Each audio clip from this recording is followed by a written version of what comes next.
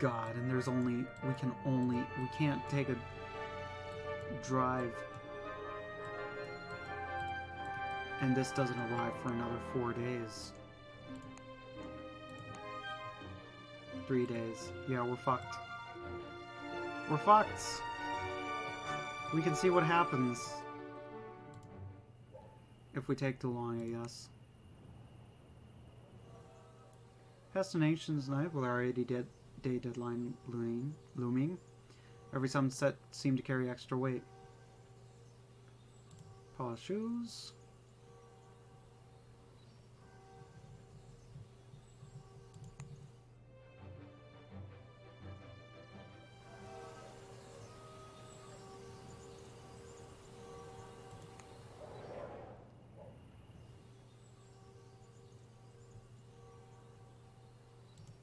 Clean.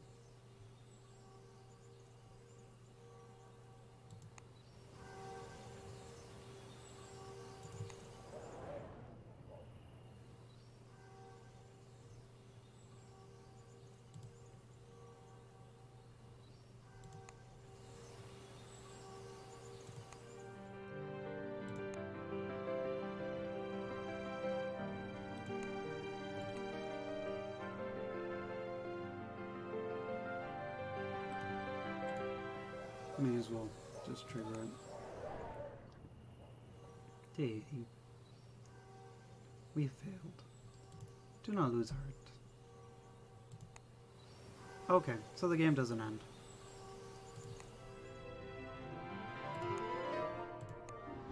Because we still have the rest of the journey to go on. We boarded the Dark Queen, a twin-deck 6-boiler stern wheeler bound for Mississippi. The Mississippi was famed for the luxury of her steamboats, but also for their unfortunate tendency towards catastrophic boiler explosions. I felt lucky and quite certain that nothing would befall us on our journey to Crescent City. We were certainly due a good turn, were we not?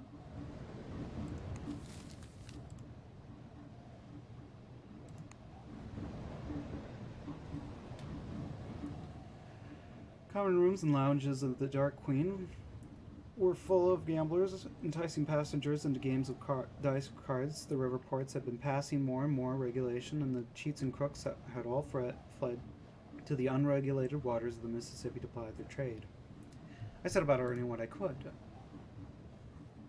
With unscrupulous card playing, using everything I had learned from the cool calculation of Mr. Fogg, I did well enough, earning a few £100s. But by the end of the evening, no one wanted to play against me again. There is no fresh meat above such a boat.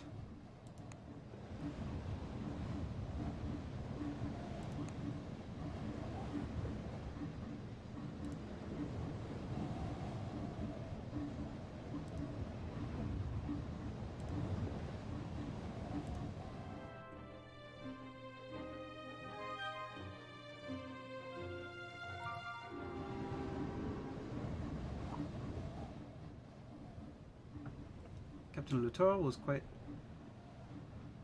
cozy with gamblers and had something of their attitude himself. A wager I can get us to New Orleans in 3 days rather than 4, he shouted out of the room. Who'll take the wager? It would be a risky prospect, pushing, but worth it. £100, I called. The captain whooped before loping off to the engine room. Watch and learn, my friends. You'll see a record made today.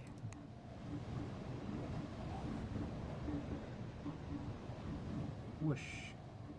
Ordered the Calliope to play a tune as he mustered the crew and gave them the order to push the engines to their maximum limit. Coal Shoveler scowled at the extra work involved, but the captain ignored them magnanimously. The Dark Queen's crew seemed competent enough, but as the boilers whistled and screamed, the ship began to make ominous keening noises. I observed the preparations with a somewhat jaundiced eye. Keep shoveling, Captain Latour shouted. Tapping dials and muttering orders, he squeezed more oil onto the engine crank. We'll be in New Orleans by sundown, which was then something began to make a screaming noise.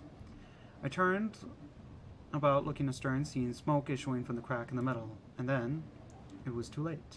The rear boiler exploded. The entire ship seemed to shudder and convulse as the sailors screamed and wept and burned. It was hell, in a literal rather than metaphysical sense, and I was in it. We did not reach New Orleans that day, and I wondered if we ever would.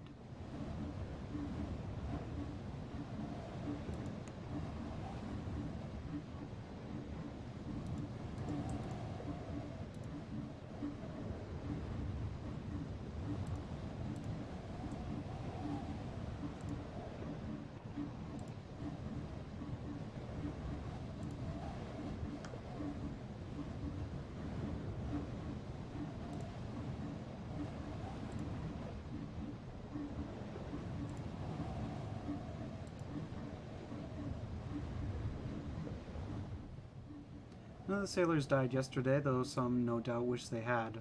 A much chastened Captain Latour moored the ship and organized boats to take them to doctors ashore. Monsieur Fogg and I were unharmed, at least physically, but there was no music or laughter on the Dark Queen's deck, and I don't think there ever will be for a long time.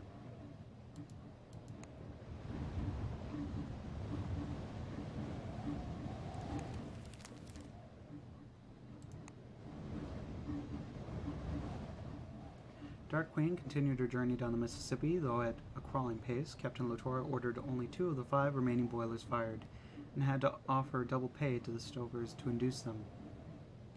"How could this happen?" I asked Mr. Fogg, a plaintive note in my voice. My master regarded me thoughtfully. "Captain Latour took a gamble, and this time he lost, that is all." "But you are a gambling man," I said, sinking to the screams of the sailors. "I realized as much the very first day you took me into your service. What is the difference?" "There is none," Mr. Fogg said calmly, after a moment's consideration. "I merely have better calculation of the odds."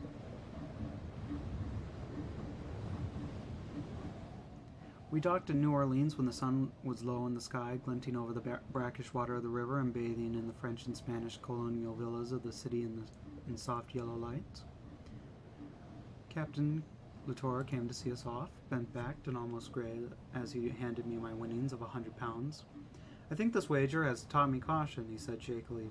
"Beware of New Orleans. She is a city a man can abandon himself to." I could not take his money and give it back. "Spend it on your men," I said, with some genuine disgust. He nodded sadly, but I fear he will only spend it on drink.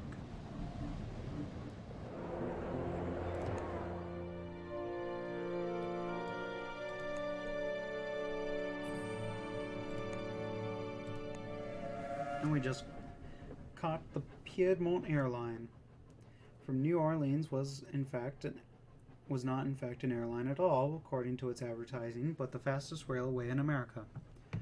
Really a bold claim, considering that there were only 2 truly significant lines in the continent, but nonetheless gave my master some solace when he saw the slogan on the wall of the compartment.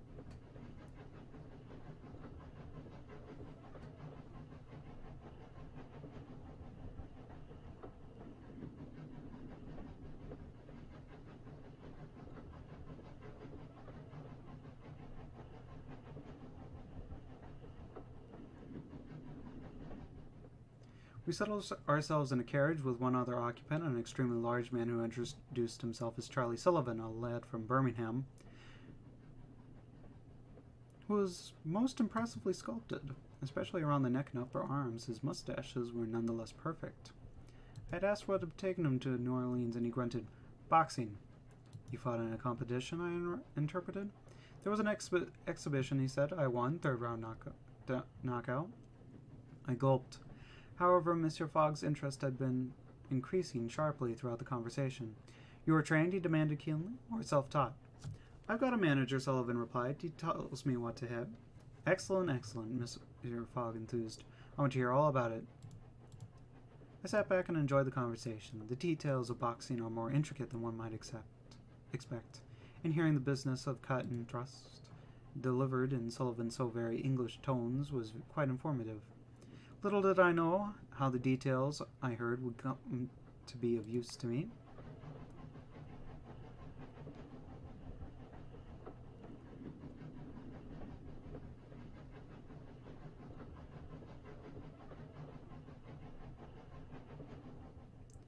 "That Mr. Sullivan will, I think, go very far indeed," Mr. Fogg opined as I brought him kippers from the dining car. "He seemed to have the physique," I suggested. "Not just the physique," my master replied. "Physique is not the secret." His description of the transfer of weight from foot to foot was very well understood indeed. "So you're a boxer, monsieur?" I saw the shutter of his conversation begin to come down. I went to school, yes. Boxing school? He blinked at me. I think France is a very curious country at times.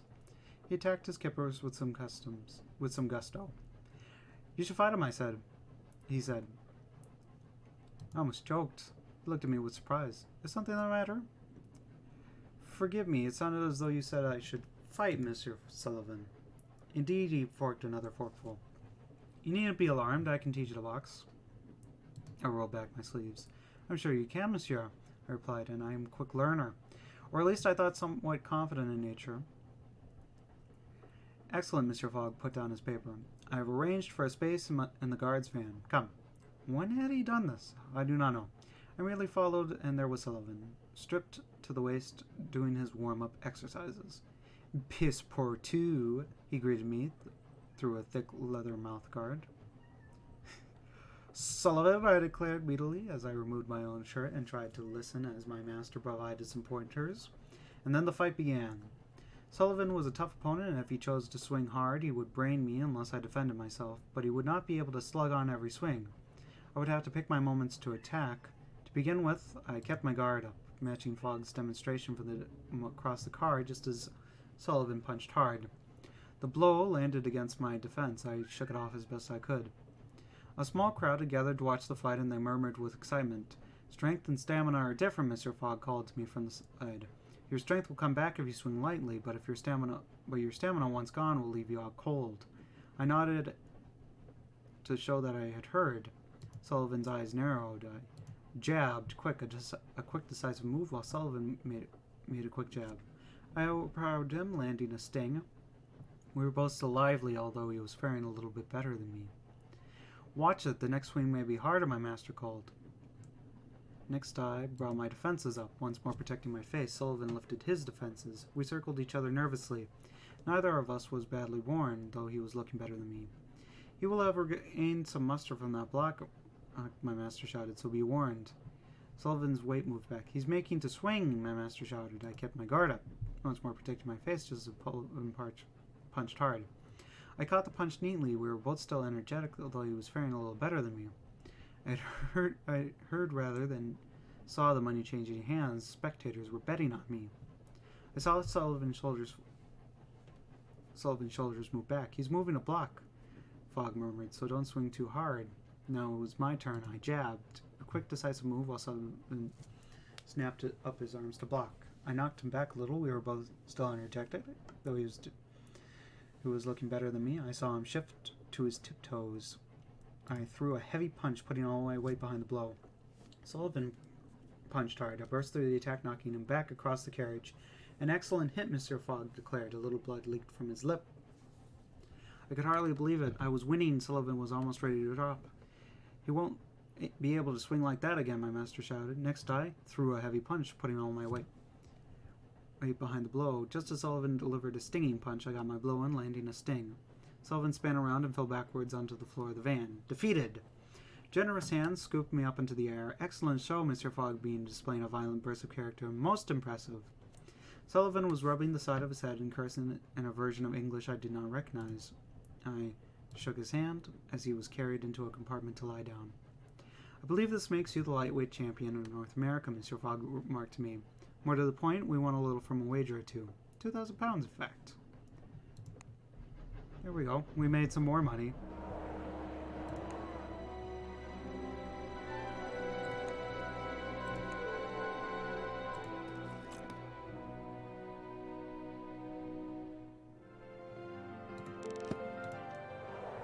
We can go to the market really quick. We can sell a scented candle. We'll probably sell timetables.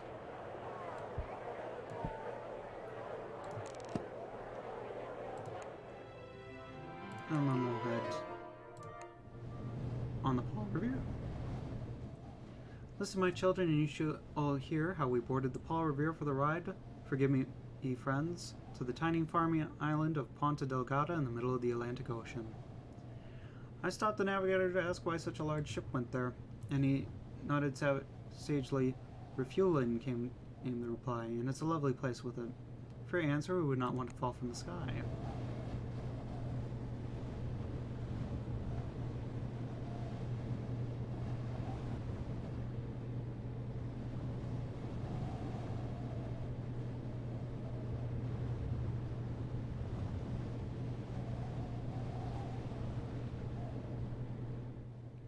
It occurs to me, my master remarked, as idly as one can imagine, that we are aboard a long-distance airship which is not bound for London, but close to London. Monsieur, we would be could be closer, he replied, returning his attention to his cravat. I found that on my way to the bridge, discussed what's the matter with my friend the navigator. You want us to go faster than the navigator said? Is that it? Or go to London? What about fuel? Pointed was where we refuel. I told you that. You must carry spare. We're a boat with 150 souls aboard. You want to risk us all? Which price? I asked, taking out my wallet. Damn it all, the navigator swore and turned to one of his fellows. Then a quick discussion with Wade's hands, critical calculations. Finally, he turned back to me.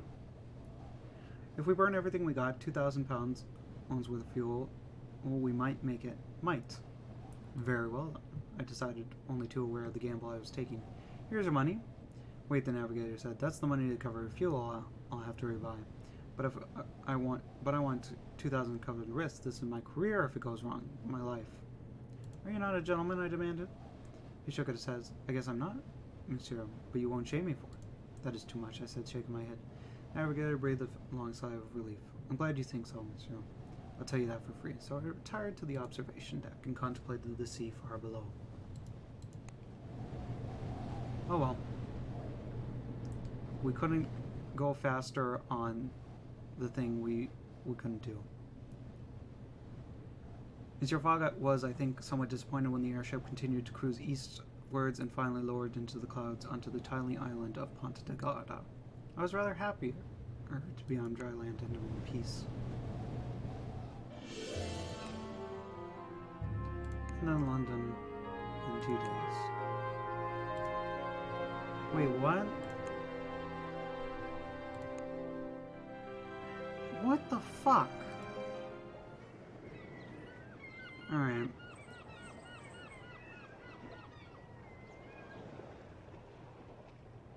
Hotel.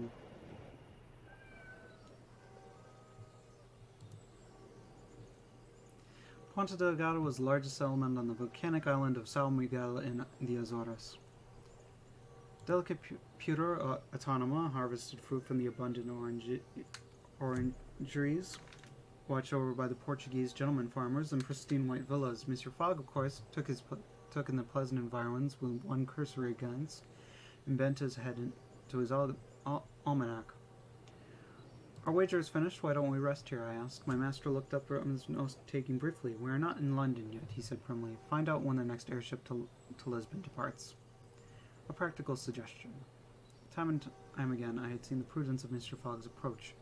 I paused to breathe in the scent of citrus on the way to harbor. It lingered in my nostrils for days long after we had departed the Azores.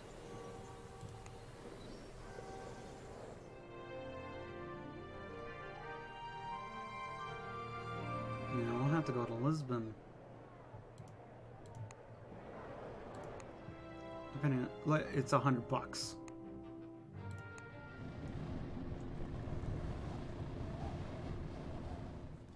We were given a gyrocopter to ride to Lisbon by one of the local gentleman farmers. Monsieur Coutinho grew oranges and corn, but my real passion, senors, is poetry.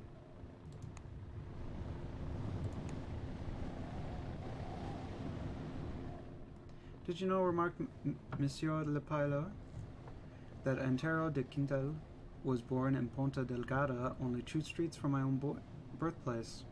I do not know de Quintal, I admitted.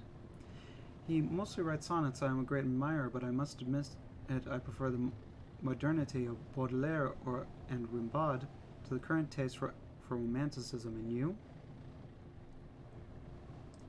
Actually, I'm a devotee of Swinburne.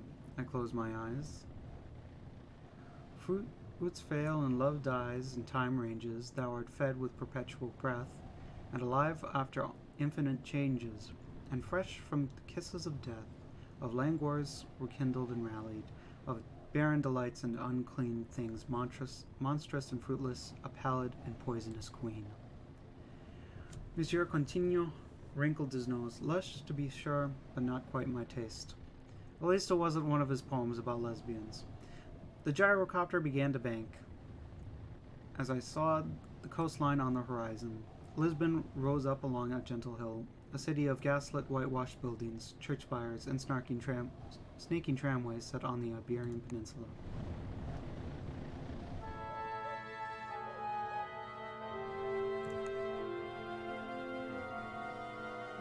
In Lisbon, we sat down on to dine at the charming little restaurant with views across the Iberian coastline. The maître d'hôtel came over to our tables as the waiter brought our aperitifs. "Signors," he cried, wringing his hands, "I have a great favor to ask." "I am sure we can accommodate you," I replied placatingly, for the man was clearly at his wits' ends. "My foolish brother, what a trial he is to our dear mother, has made a grave error, and we have 2 guests without a table." The maitre d' looked anguished. "Could we possibly impose upon you, signors, and add 2 to your number?" I regarded Mr. Fogg for his opinion, and he cleared his throat. "Well, then, we shall be glad to oblige." The maitre d' ushered a top-headed English gentleman and his dapper Prussian valet to our table. We were strange mirrors of each other, though. Mr. Fogg and I clearly comprised the superior, more handsome image. Our masters greeted each other and made particular sort of upper-class small talk, which forms a gentle background murmur to a servant's ears. Meanwhile, the Prussian valet introduced himself as Diedrich, and gave a hearty sniff as our appetizers were served. "I hope the food is up to Herr Montgomery's standards," he remarked. "Herr Montgomery is very particular." "So is Mr. Fogg," I insisted. "He is a most exacting master." "Oh, he cannot be as exacting and precise as my own master," Diedrich insisted with horrible glee. "Why, he is a fiend for detail." We gave each other a look, the sort of look 2 generals might exchange across a corpse-strewn battlefield. I decided to make an innocuous inquiry, and asked what the messieurs were doing in Lisbon. "Ah, well, the thing is, my master and I," Diedrich paused to chuckle to himself, "we are traveling around the world." You, I spluttered, "you are traveling around the world." "Yes," Diedrich nodded with satisfaction, and leaned closer. For a wager." I stared at him in silent shock. "Indeed," Diedrich continued implacably. "We're heading to Tangier tomorrow, and from there to South America and across the Pacific." "But that is the wrong way," I murmured, as though in a dream. Diedrich ignored me loftily. "And what," he asked with awful courtesy, "are you doing in Lisbon?" "We're also traveling around the world," I told him earnestly, and could not resist adding, "My master and I went the sensible way, are nearly back in London." Monsieur Montgomery looked up from his plate, his eyes cool and remote. "What a remarkable coincidence," he remarked without expression. "Quite," my master responded. "Let us give you some advice," I added, "since we have just come that way." Diedrich raised one overly sharp eyebrow, but did not decline my offer. "Yes?"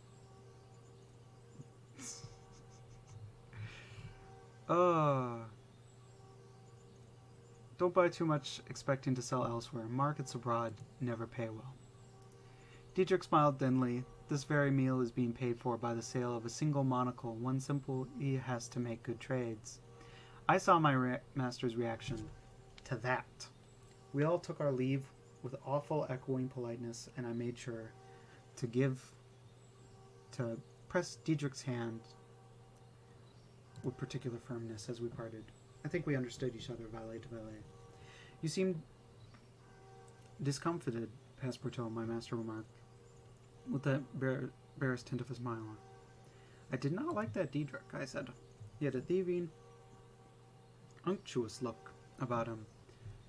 I would not be surprised if he were a fraudster and duping that poor Monsieur Montgomery into keeping him as a valet. I crossed my arms. "What sort of name is Diedrich, anyway?" "Passepartout," Monsieur Fogg said with a small sigh in his voice. "You are a man of remarkable depths."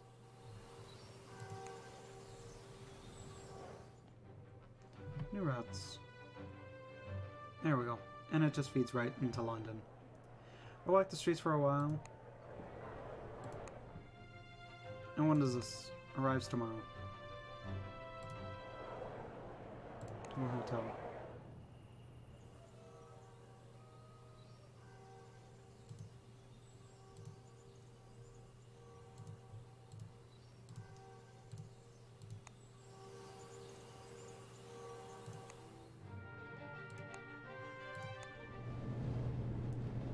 Madre de Deus.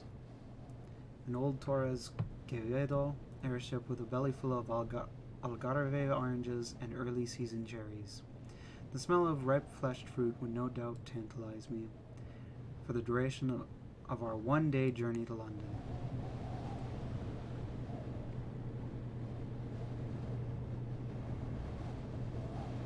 That's a really fast airship, then. Monsieur Fogg looked out the observation deck windows with perfect calm, though the wager was lost, and he was no doubt ruined. I watched him closely for fear he might do something drastic. I spent the remaining time embarking on the writing of this account, though I found already the details of our early adventures had grown vague and indistinct. We tethered at the airship dock in Hyde Park and felt for the first time in 90 days the feel of English soil under our shoes. At long last, we had returned to London. I hailed one of the steam carriages idling on the banks of the Serpentine in Hyde Park. To the nearest pub, I instructed. My master shook his head. To Savile Road, he corrected calmly, and turned his face to the window. I have most assuredly lost my wager.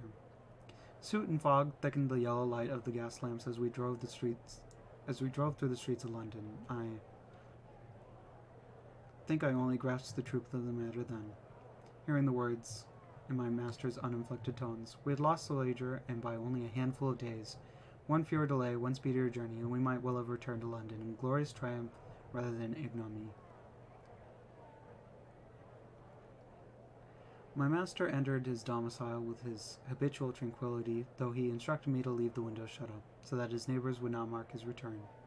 I prepared his supper, and he ate heartily, as if he were not utterly ruined. Passepartout, he began. Yes, Monsieur Fogg. In the silence that followed, I counted up. The hair's breadth escapes. All the obstacles which we had overcome, and those which had delayed us. You performed your duties with competence and skill, Passepartout, he said, as though remarking upon the weather. But more importantly, you have circumnavigated the globe as my companion. Despite the unfortunate protraction of our journey, he added, and it was no small feat. What will we do now, monsieur? I asked, trying to emulate my master's coolness and aplomb. My course, Passepartout, Monsieur Fogg interjected smoothly, is fully decided upon. We must attempt the journey around the world once more. Together, I cried. Indeed, Monsieur Fogg said implacably, an intent light glinting in his cold blue eyes. But this time, forewarned and better prepared, we will succeed. Yes, monsieur, I nodded smartly, glad I had not bothered to unpack our case. Monsieur Fogg consulted his ledger and tapped his pen. Perhaps this time, he said thoughtfully, a more direct route.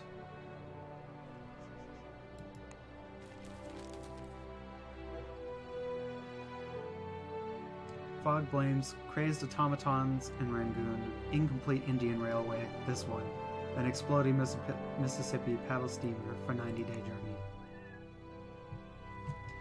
And we visited 22 out of 169 cities. We're $22,000 in debt.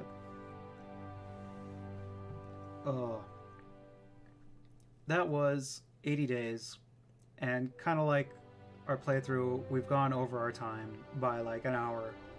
But that's okay, because it's not about whether or not we made it in time. It was about the fact that we went on a massive journey. We fucking met all sorts of crazy people. There's a beautiful fucking world that they constructed here. Like I said, the fact that some routes are only one way is probably the only negative to this. But otherwise, it was good. I liked it, and I do recommend it. But for now, whoops. What the hell did I just do? Oh my god, it overwrote my goddamn overlay buttons. But for now, that was the loop. We'll be back another time. There might be a special Halloween show. I don't know. It depends on how things work out. Or if I like drop dead between now and then. But I hope you all have a wonderful day, and thank you for joining me for the loop.